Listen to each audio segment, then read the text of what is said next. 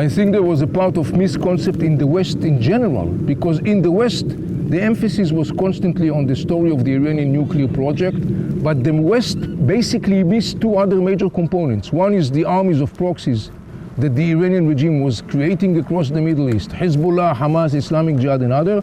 And the other component is the Iranian ballistic and missile program and drone programs. So the Iranians are basically basing their expansion policy in the region based upon a triangle that has three components. One is the nuclear program, the other one is the armies, the proxies, the other and the third one is the missiles and the drones. And each and every one of these components is actually acting as a mutual insurance policy, meaning the whole idea of the proxies is to basically create a deterrence from attacking the other two components. The whole idea of the nuclear is the same thing. The whole idea of the missiles and the drones is the same thing. Each and every one of these components, they are simultaneously acting together to provide each and every one of them an immunity, as some sort of like an umbrella, so to make sure that none of the other two components will be jeopardized. The West failed to understand that story.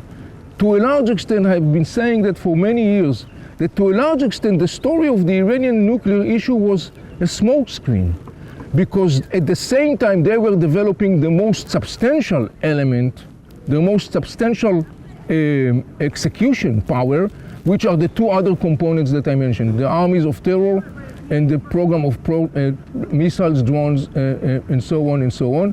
And we see this bitter fruit of what's going on right now in front of our face. This is exactly how they took over other places in the Middle East.